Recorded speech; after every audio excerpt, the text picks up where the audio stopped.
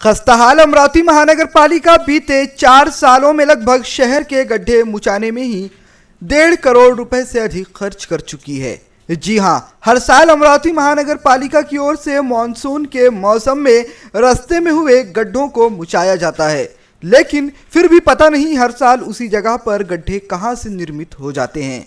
आपको बता दें कि अमरावती महानगर पालिका बीते 3 सालों से लगातार गड्ढे मुचाती आ रही है, लेकिन गड्ढे मुचाने का यह काम कभी पूरा हो ही नहीं पाता।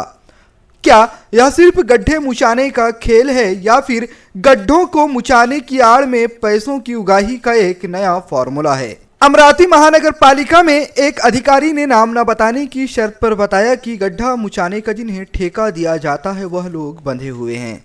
हर बार उन्हीं लोगों को गड्ढा मुचाने का ठेका दिया जाता है, वह गड्ढा मुचाते हैं, बिल पास हो जाता है और फिर अगले साल नए गड्ढे तैयार हो जाते हैं और फिर से जनता की ओर से उन गड्ढों को मुचाने की मांग होती है। फिर से अमरावती महानगर पालिका उन्हीं लोगों को गड्ढे मुचाने का टेंडर दे देती है और फिर से उनके बिल पास हो जाते हैं, लेकिन उन ठेकेदारों से यह कभी नहीं पूछा जाता कि आपने जब यह गड्ढे मुचाए थे तो फिर वापस यह गड्ढे कैसे वजूद में आ गए। कोई पूछे भी क्यों?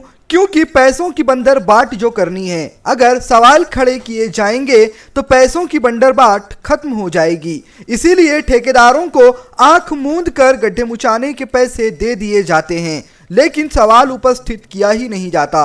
अब सवाल यह खड़ा हो रहा है कि जब बीते 3 सालों में 1.5 करोड़ रुपए से अधिक पैसे सिर्फ और सिर्फ सड़कों पर निर्माण हुए गड्ढों को मुचाने में खर्च कर दिए गए, तो फिर शहर की सड़कें सुचारू होनी चाहिए थी। वह सड़कें सुचारू क्यों नहीं हो पाई? और कमाल की बात देखिए कि जहां पर गड्ढा मुचाया जाता है, कुछ दिनों बाद ही किसी न किसी नए निर्माण कार्य के नाम पर वहां पर गड्ढा खोद दिया जाता है। फिर उस गड्ढे को मुचाया जाता है और गड्ढा मुचाने के नाम पर पैसों की बंदरबाट की जाती है। क्या ये सड़कों के गड्ढे मुचाने के नाम पर भ्रष्टाचार का खुला खेल नहीं है? इस पर कोई बोलने को तैयार नहीं है, न अमरावती महानगर पालिका में मौजूद स्थानीय जनप्रतिनिधि और न ही महानगर पालिका के अधिकारी। VCN bureau, Amravati.